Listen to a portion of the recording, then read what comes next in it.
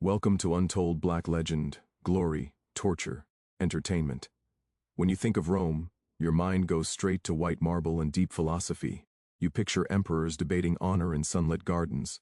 What you never picture is the horror waiting for those Rome defeated, not during battle, after. When the killing stopped, the spectacle started, and the conquered were still alive to suffer through every second of it. That is where Rome drops the mask, and underneath there is nothing noble, only savagery dressed in ceremony. Because Roman victory was just the opening act, the nightmare came next. Queens who once commanded empires were paraded through screaming streets like exotic animals. Warlords who led armies of 50,000 men spent their final breaths rotting in underground dungeons beneath holy temples. The virgin daughters of kings were tossed to legionnaires like spoils of war, their fates sealed by Roman law and Roman applause. The same empire that invented sophisticated courts and preached stoic discipline also engineered public degradation so extreme that their own chroniclers flinched when recording it. This is that story. We walk alongside Queen Zenobia as she stumbles through Rome wrapped in golden chains meant to mock her power. We stand with Boudica as Roman whips tear into her flesh while her own tribe watches in horror. We descend into the Tulanum with Vercingetorix as daylight disappears and the crowd above roars for his death. This is not the sanitized version from your history class. This is what they bury beneath words like conquest and civilization. Before we witness the darkest hours these rulers ever faced, drop a comment with your city and country. Because once you see what Rome truly was, you will never see it the same way again. The battlefield outside Antioch is dead quiet. No more screaming, no more clashing steel, just Roman soldiers walking through corpses, sorting the breathing from the gone. Queen Zenobia's army is shattered. Her commanders already know what defeat usually means. You fight, you lose, you die with some shred of dignity. But Rome never followed that script. Rome had other plans for the living. Dead enemies send one message. Broken survivors send that message for generations. Here is what your teachers never mentioned the moment that battle ended. Zenobia stopped being a person in Roman eyes. Their lawyers had a clean little phrase for it. Ius gentium, the law of nations. Sounds civilized. Sounds reasonable. In reality, it meant this. If you are not Roman and you lose to Rome, you become property. Your throne means nothing. Your victories mean nothing. Your bloodline means nothing. Roman law for defeated foreigners was brutally simple. You are whatever the winner says you are. Roman citizens, even the poorest ones, had protections. They could not be publicly FGG'd without legal proceedings. They could not be executed without a formal sentence. They had rights, at least technically. Foreign prisoners had zero. The oldest Roman laws, the 12 tables from centuries before, had already made this clear. Captives belonged to the state, or to whoever captured them. You can be sold, traded, used. There is no court that will hear your case, no judge who cares about your story. The law already decided. You lost. The contrast is savage. A Roman citizen standing before a magistrate is a human being under the law. A captured queen standing before a Roman general is an asset. That is all. Yesterday she commanded legions. Today she is inventory ranked alongside shields, coins, horses, and slaves on a logistics sheet. The only question anyone asks is not what is just. The only question is how useful is she breathing. If you were a man, your future was limited and ugly. You could be sold into brutal labor. You could be thrown into the mines. You could be dumped into an arena to bleed for entertainment. A few wealthy nobles might be ransomed if their families had enough gold. If not, you became a long-term prisoner or disposable spectacle. Rome had perfected a system for turning defeated warriors into profit and public amusement. If you were a woman, especially royalty, things got worse.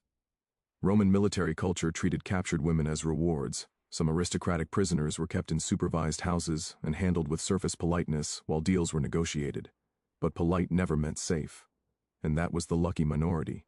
For most women, the line between prisoner of war and slave existed only on paper.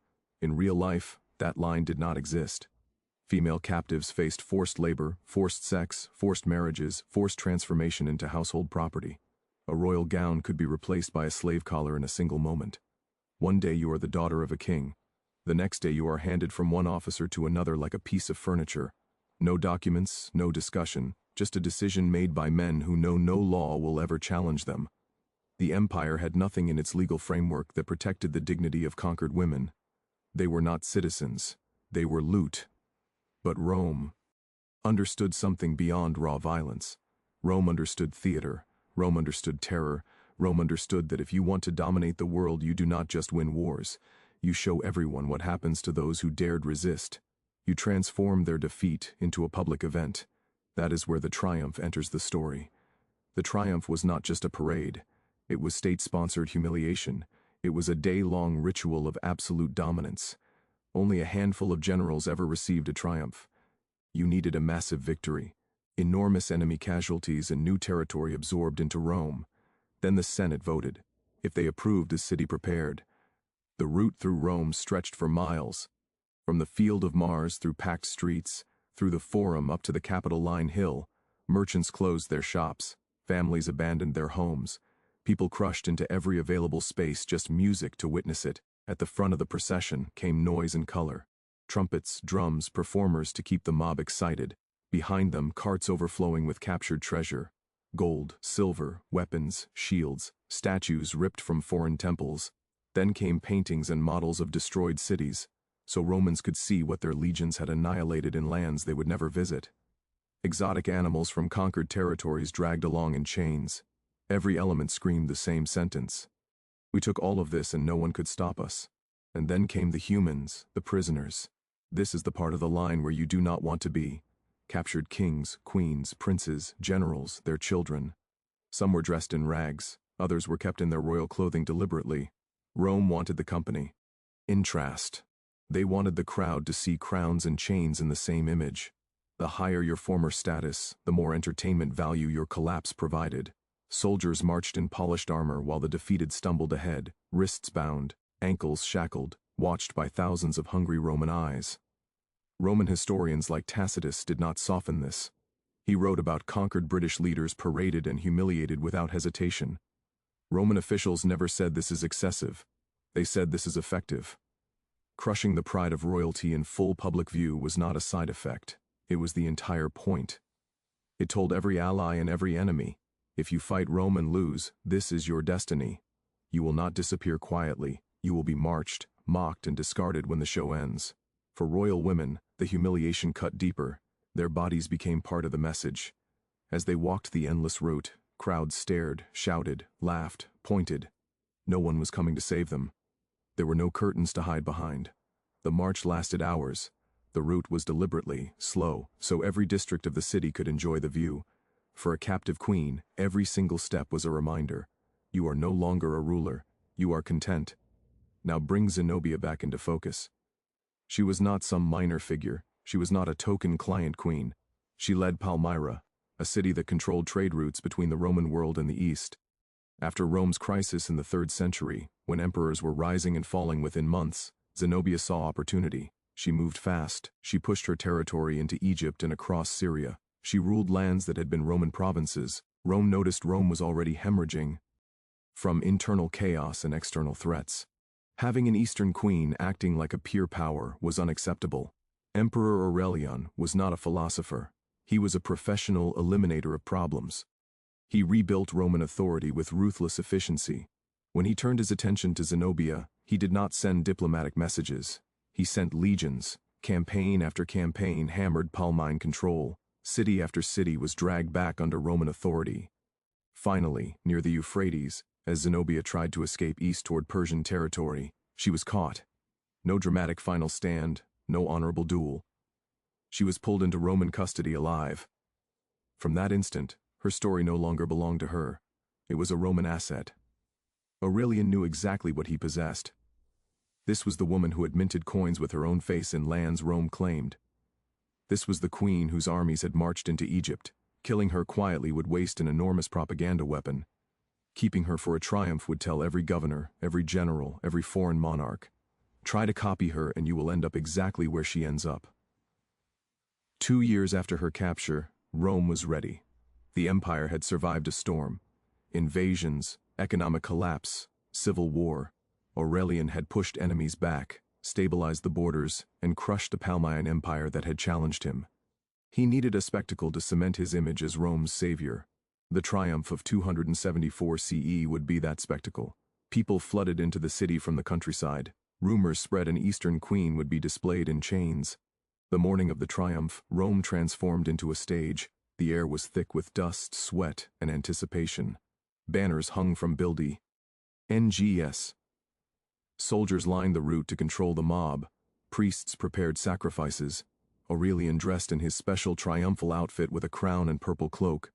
Behind the scenes, prisoners were being arranged, dressed, chained, positioned. Zenobia was not placed at the back of the line. She was placed in the prime position among the captives. Ancient sources describe what she wore. Not rags, not simple clothes, an absurd overload of jewelry. Bracelets, necklaces, music gems covering her neck, her arms, her dress. On top of that display, heavy gold chains were locked around her wrists and neck. Not thin chains, thick weighted bands that dragged her down. They were so massive that attendants had to walk beside her to support some of the weight so she would not collapse completely. Every step was agony. Every step reminded her what had been stolen from her. Rome chose gold instead of iron deliberately. This was not about restraint. This was about mockery. The message was razor sharp. All the wealth she had controlled, all the trade routes her empire had managed, all the riches she once commanded had been melted into shackles.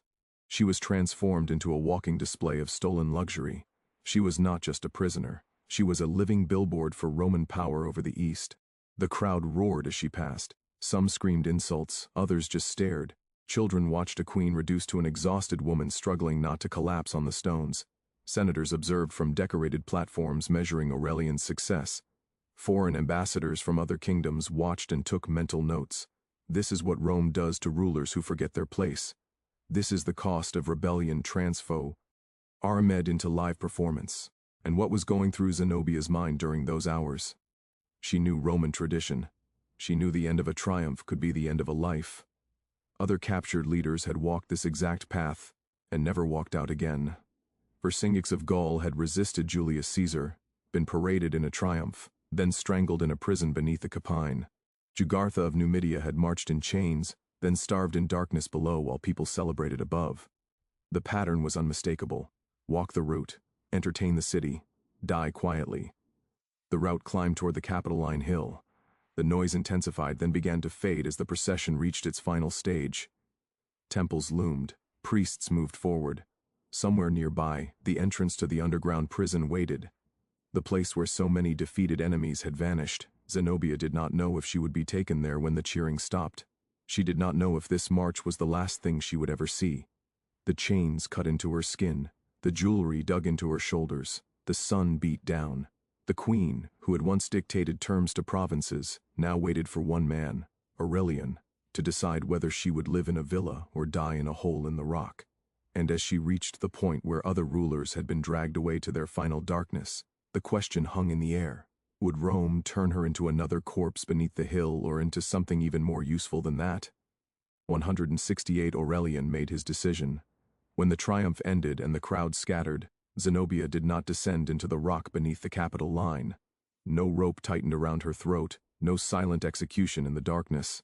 Instead, the emperor transformed her into a permanent ornament for his victory.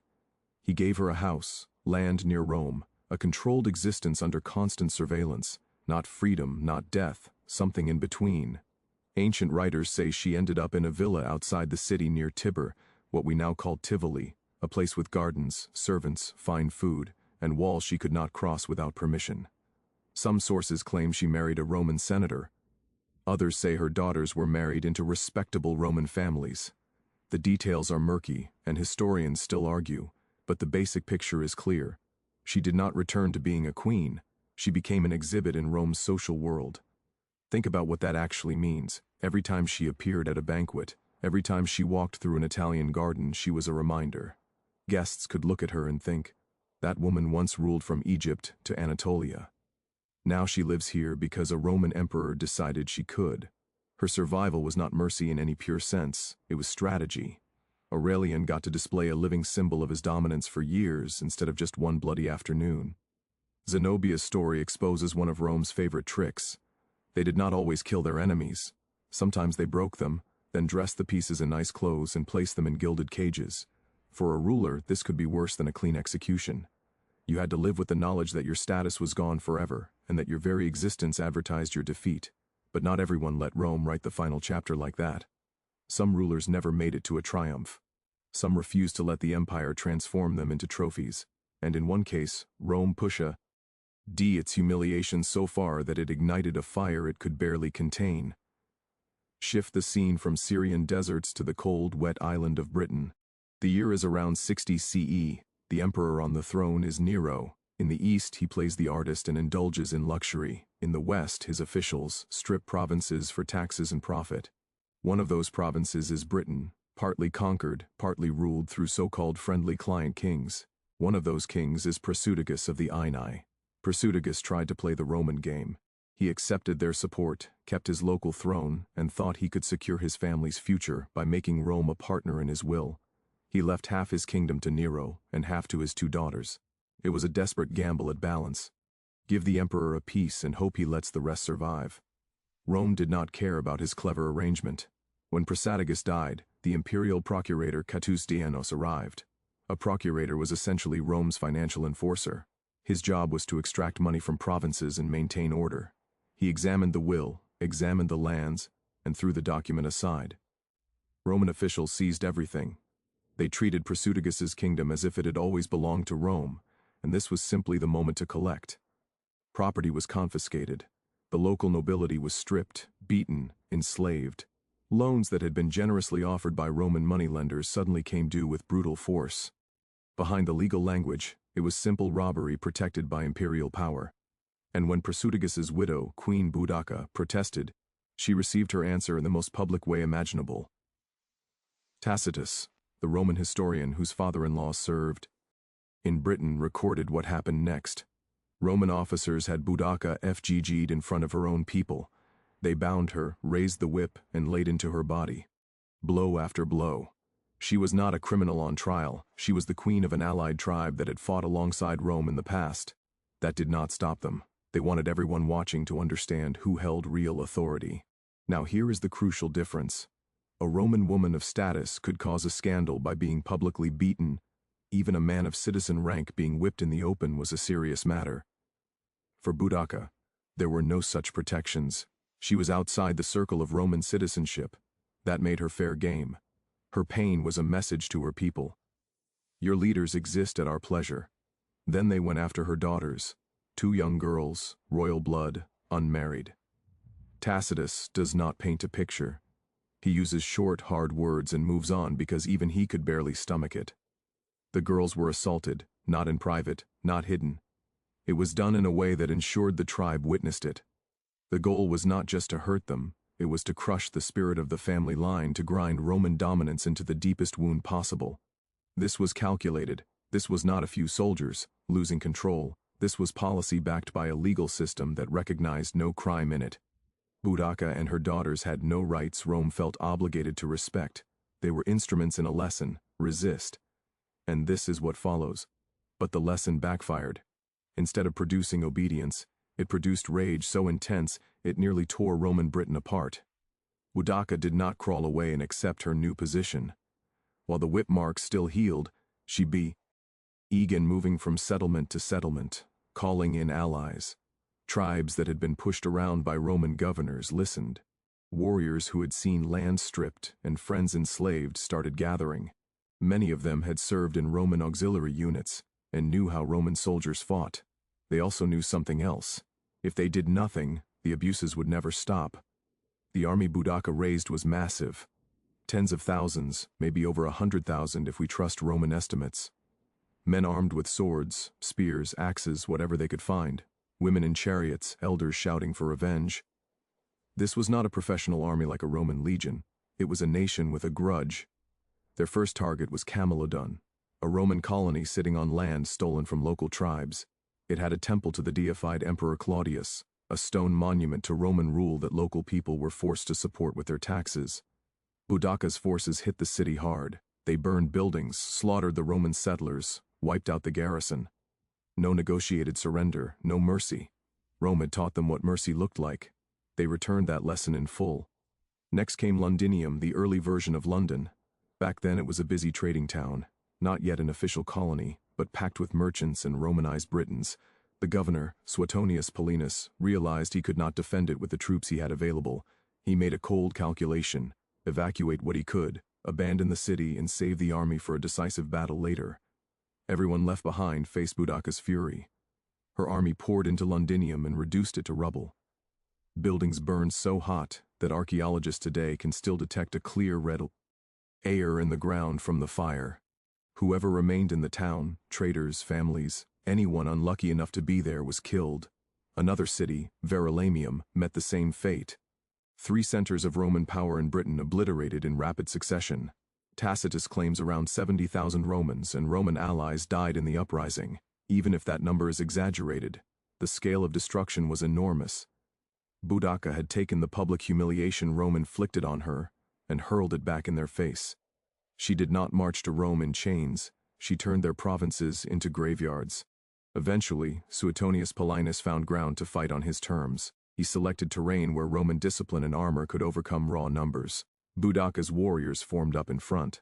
Behind them, their families and wagons lined up to watch, blocking any music retreat. She rode out and spoke, according to Tacitus, not as a monarch defending a legal claim, but as a woman and a mother answering abuse. She said, in essence, I am here as one person among you, not as a queen begging for her lost throne. I fight like any other person who has been beaten and whose children have been violated. The Romans see us as slaves. Today we show them we are not. The speech, as Tacitus records it, is raw. It centers on the whipping and the crimes against her daughters as the core reason for war.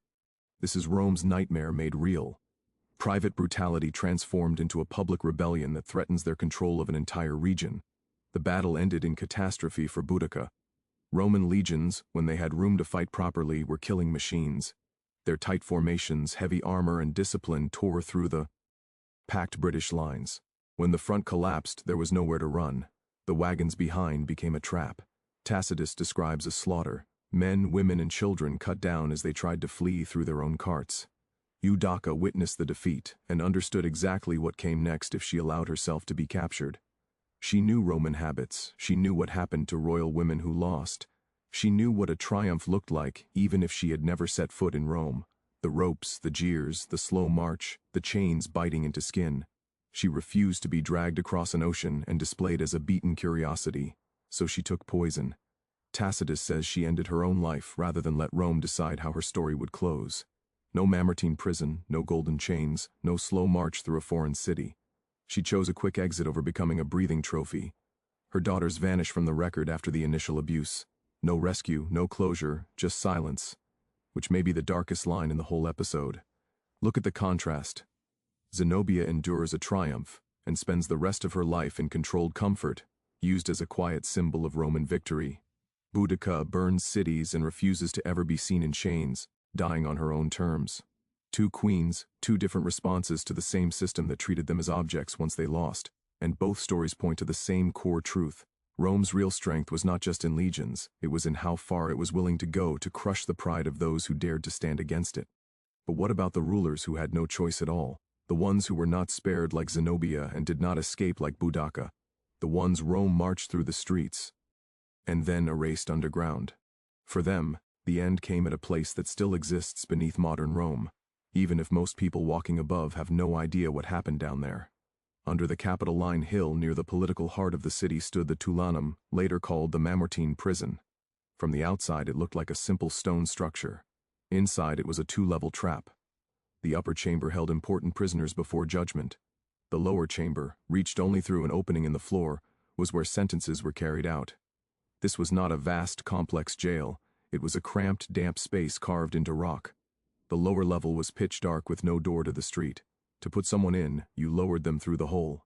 To take them out, you did the same, usually after they were dead. Roman writers mention filth, cold, and suffocating air. If the state wanted you gone, this place did the job quietly. Now bring in Vercingetorix. He had accomplished what almost nobody else managed: unite many of the GIC tribes against Julius Caesar. He had forced Caesar into hard battles, pinned down legions, and nearly flipped the script on Roman expansion in Gaul. His last stand at Alesia ended with surrender when starvation crushed his army. Caesar kept him alive, not out of compassion, but because he already envisioned the future, a grand triumph in Rome with this dangerous enemy on display. Vercingetorix spent around 6 years as a prisoner, 6 years knowing his fate was delayed, not cancelled, locked away while Caesar finished his wars and his political struggles. By the time he was brought to Rome for the triumph in 46 BCE, he was no longer the powerful, proud leader on horseback. He was thin, worn down, transformed by captivity. That was exactly how Rome wanted him. The day of Caesar's triumph, the pattern repeated.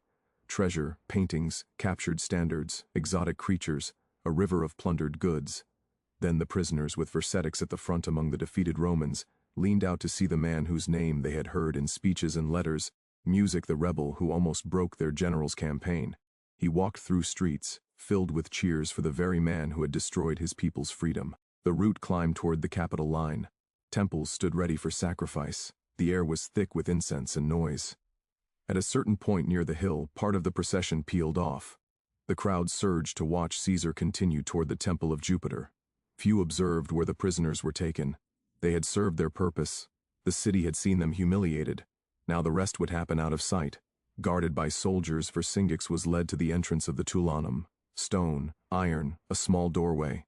Inside a floor with an opening to the pit below. He knew what this was. Every foreign noble brought here understood exactly what this meant. Some begged, some stayed silent, some cursed their captors. None walked back out. The guards prepared the rope. The hole gaped beneath him. Above ground, Caesar's triumph rolled on, drums beating, crowds shouting his name. Below, in the stale air under the hill, a different ritual was about to begin. And Vercingetorix, who had once rallied a continent against Rome, stood on the edge of that hole, waiting for the final move. The rope tightened around Vercingetorix's neck. No speech, no final words recorded.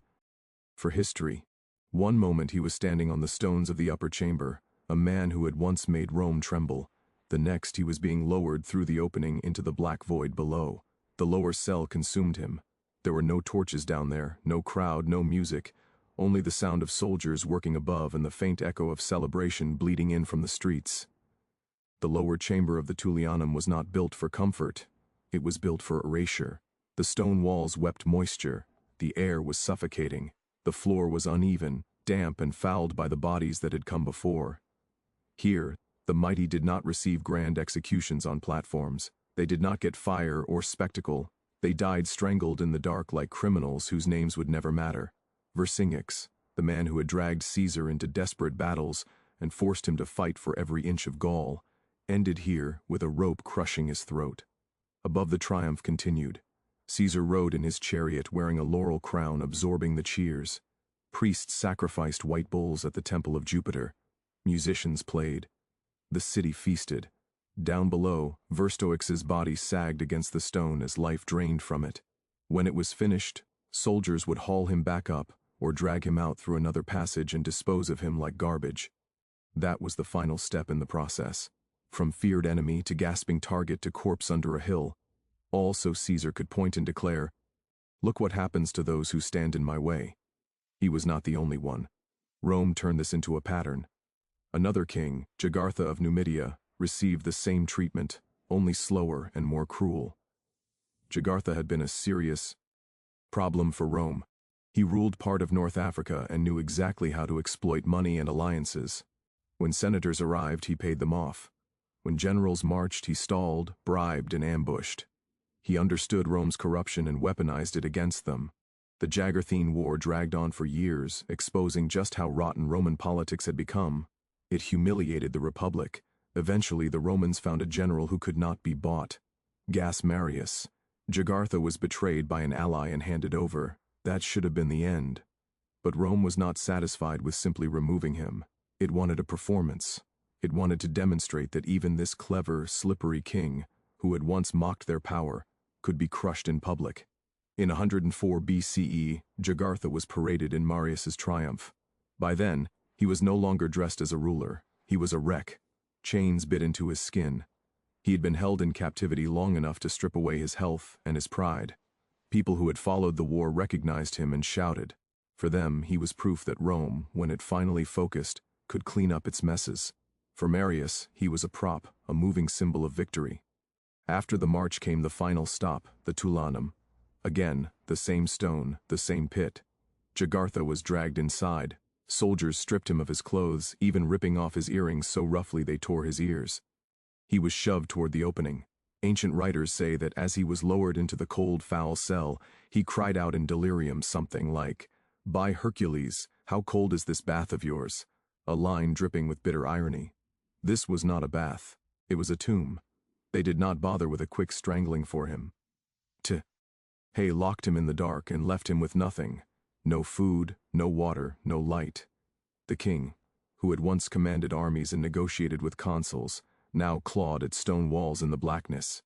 He lasted several days before starvation, and thirst finished what Rome had started. Above, people told stories about the clever African who had finally met his match. Below, his body lay in silence. Vercingetorix, Jugurtha, dozens of others whose names survive. Hundreds more whose names we will never know.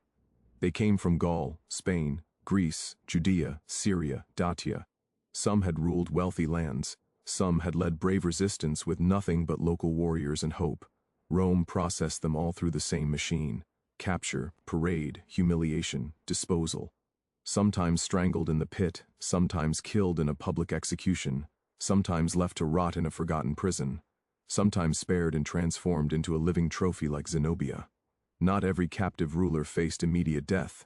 A few were kept alive as political instruments. A defeated prince might be dragged through the streets, then fostered in a Roman household, molded into a future puppet.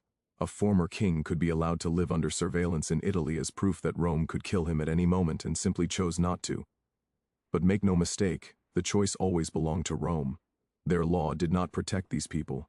It barely recognized them as human beings with rights. That is the core of this story.